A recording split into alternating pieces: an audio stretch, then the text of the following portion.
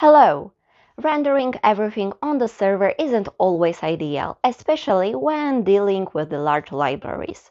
So how do we prevent certain components from rendering during SSR? Simple, use the FIR. When an application is rendered on the server, whether using SSR or SSG, the FIR blocks render only their placeholder, if one is provided, of course, and the actual content isn't proceeded.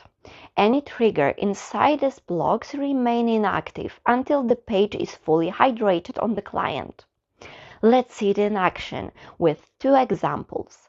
First, we wrap a component inside the FIR, setting it to load after 5 seconds. On the server side, only a placeholder is rendered. However, the timer doesn't start until the component is hydrated, meaning it only begins after the page has been fully proceeded on the client.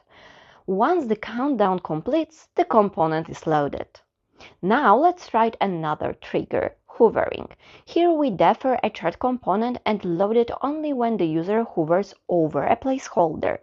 After hydration, the placeholder remains visible, but now it actively listens for the hover event.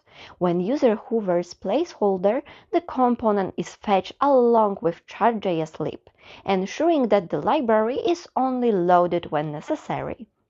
Since the FIR runs entirely on the client after hydration, the server never has to deal with those components, only placeholders. This makes it a powerful tool for controlling what gets rendered on the server and what should be loaded later on the client. That's all for now. Don't forget to like, subscribe, and stay tuned for the next episode. See you soon!